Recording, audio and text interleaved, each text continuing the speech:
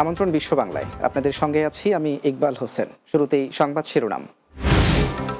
রেমিটেন্সে বাড়ল গতি, 24 দিনে এলো 27,400 কোটি টাকা। ঈদ উল আজহাকে সামনে রেখে পরিমাণ আরও বৃদ্ধির আশা। অবৈধ প্রবাসীদের নিজ দেশে ফেরত যাবার সুযোগ করে দিল রাশিয়া, সময় বাড়ল 8 মাস, খুশি বাংলাদেশিরা। এবং প্রবাসীর জমি আত্মসাতের অভিযোগ, নিষিদ্ধ সংগঠন আওয়ামী লীগ নেতার বিরুদ্ধে ভুক্তভোগীর স্ত্রীর সংবাদ সম্মেলন, নিরাপত্তার শঙ্কা।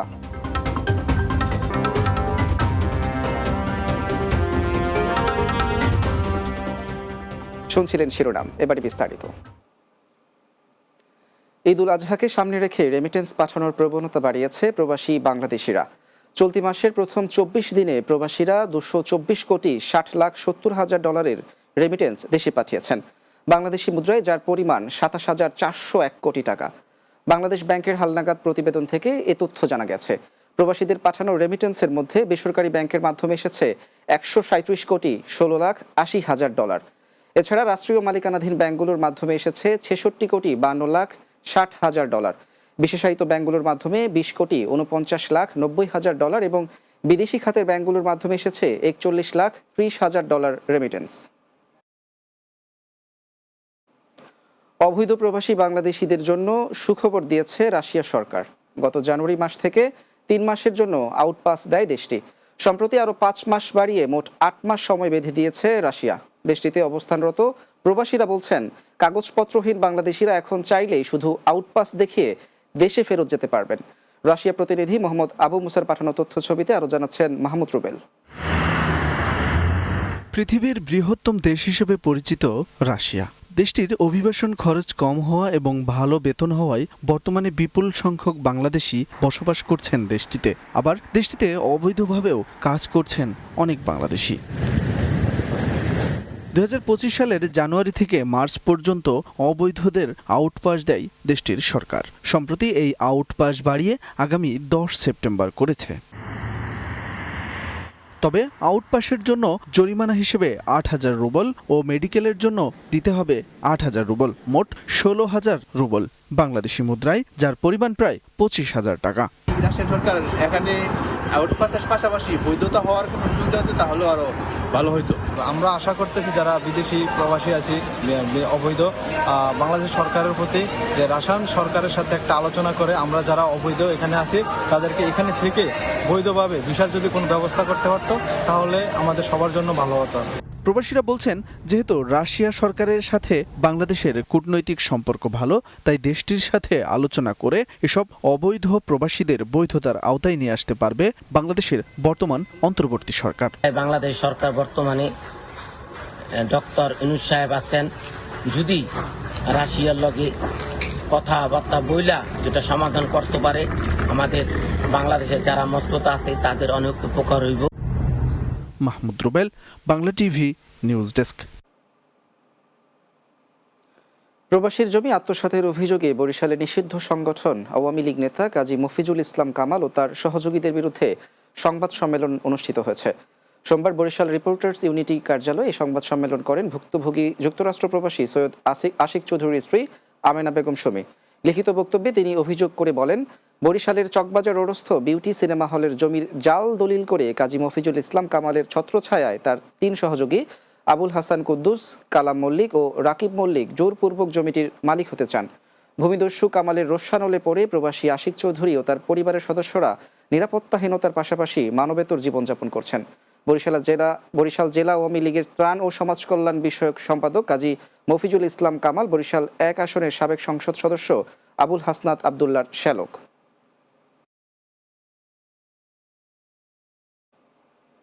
বিশ্ব বাংলায় নিচ্ছি এবার বিরতির পর অন্যান্য সংবাদের সঙ্গে আরও যা থাকছে। লন্ডনে নতুন বাংলাদেশি হাই কমিশনারের সঙ্গে কানেক্ট বাংলাদেশ গ্লোবালের নেতাদের বৈঠক, ভোটাধিকার সহ প্রবাসী সংকট সমাধানে 17 দফা দাবি।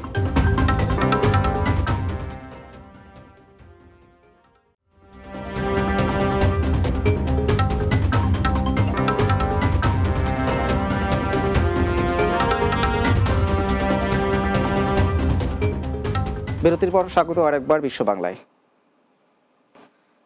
যুক্তরাজ্য বাংলাদেশ দূতাবাসের হাইকমিশনার আবিদা ইসলামের সাথে সৌজন্য সাক্ষাৎ করেছেন প্রবাসী সংগঠন কানেক্ট বাংলাদেশ গ্লোবালের নেতৃবৃন্দ। এ সময় দেশটিতে বসবাসরত প্রবাসী বাংলাদেশিদের সমস্যা সমাধানে কার্যকর ব্যবস্থা গ্রহণের লক্ষ্যে 17 দফা দাবি তুলে ধরেন তারা। লন্ডন প্রতিনিধি ফজলুল হক জানান, আন্তর্জাতিক সংগঠন কানেক্ট বাংলাদেশ গ্লোবালের সভাপতি আবু আহমেদ খিজিরের নেতৃত্বে 9 সদস্যের একটি প্রতিনিধি দল এই সাক্ষাতে অংশ নেন। এ সময় তারা প্রবাসীদের ন্যায্য অধিকার প্রতিষ্ঠায় আইনগত সহযোগিতা, ভোটের অধিকার ও উন্নয়ন কর্মকাণ্ডে প্রবাসীদের অংশগ্রহণ নিশ্চিত করা সহ দেশে বিদেশি বিনিয়োগ বৃদ্ধিতে ব্যবস্থা গ্রহণের দাবি জানান। সাক্ষাতে উপস্থিত ছিলেন সংগঠনের যুগ্ম সচিব কাজী নজরুল ইসলাম ও মীর রাশেদ আহমেদ, সহসভাপতি আব্দুল হাই ও Shawkat Mahmud Tipu, public relation secretary Mohammad Ali Reza, সামাজিক ব্যবসা উদ্যোক্তা secretary Hannan Tarafdar, joint organising secretary Mohammad Saifuddin এবং নির্বাহী সদস্য ডক্টর সেলিম খান সহ অনেকেই। প্রবাসীদের সমস্যা নিয়ে যে সমস্ত প্রবলেম আমরা ফেস করছি তার 17 দফা দাবি সহ আমরা এগুলো আমাদের হাই কমিশনের কাছে সাবমিট করেছি বাংলাদেশের সরকারের কাছে পৌঁছে দেওয়ার জন্য। এবং আগামী জুন মাসে আমাদের এক প্রতিনিধি দল ঢাকায় যাবেন এবং ওনাকে আমরা রিকোয়েস্ট করেছি প্রধান উপদেষ্টা সহ প্রবাসী কল্যাণ মন্ত্রণালয়ের কর্মকর্তাদের সাথে আমাদের আলাপ আলোচনার ব্যবস্থা করার জন্যে।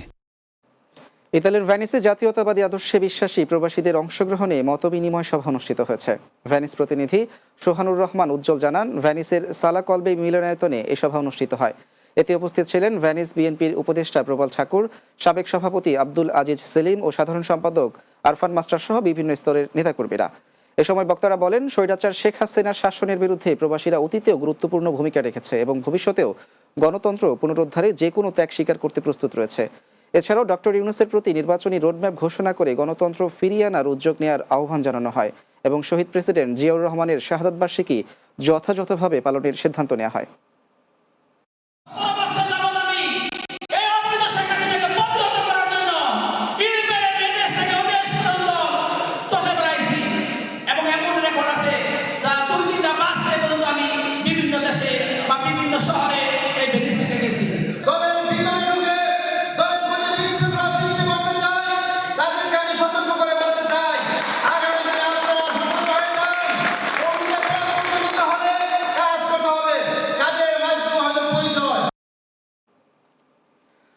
সৌদি আরব প্রবাসী আবুল কাশেম মাতব্বরের উদ্যোগে ভোলায় ফ্রি মেডিকেল ক্যাম্প অনুষ্ঠিত হয়েছে।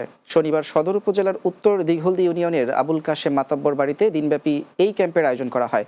বিশেষজ্ঞ চিকিৎসকদের তত্ত্বাবধানে এতে 4 শতাধিক অসহায় ও দুস্থ রোগীকে চিকিৎসা সেবা প্রদানের পাশাপাশি বিনামূল্যে ঔষধ বিতরণ করা হয়। এ সময় চিকিৎসা সেবা ও ঔষধ পেয়ে সন্তোষ প্রকাশ করেন সেবাগ্রহীতারা।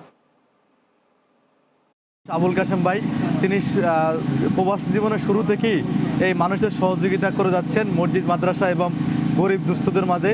তিনি বিভিন্ন সময় বিভিন্ন সমস্যা নিয়ে মানুষের সহযোগিতা করেন।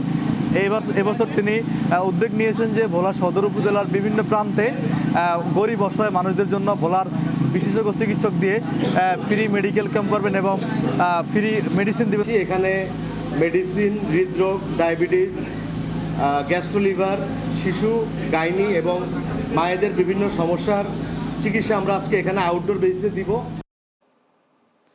শেষ করব বিশ্ব বাংলা, তবে যাবার আগে সংবাদ শিরোনামগুলো জানিয়ে দিচ্ছি আরও একবার। রেমিটেন্স বাড়ল গতি, 24 দিনে এলো 27,400 কোটি টাকা। ঈদুল আজহাকে সামনে রেখে পরিমাণ আরও বৃদ্ধির আশা। অবৈধ প্রবাসীদের নিজ দেশে ফেরত যাবার সুযোগ করে দিল রাশিয়া, সময় বাড়ল 8 মাস, খুশি বাংলাদেশিরা। প্রবাসীর জমি আত্মসাতের অভিযোগ, নিষিদ্ধ সংগঠন আওয়ামী লীগ নেতার বিরুদ্ধে। ভুক্তভোগীর স্ত্রীর সংবাদ সম্মেলন, নিরাপত্তার শঙ্কা। এবং লন্ডনে নতুন বাংলাদেশি হাই কমিশনারের সঙ্গে কানেক্ট বাংলাদেশ গ্লোবালের নেতাদের বৈঠক, ভোটাধিকার সহ প্রবাসী সংকট সমাধানে 17 দফা দাবি।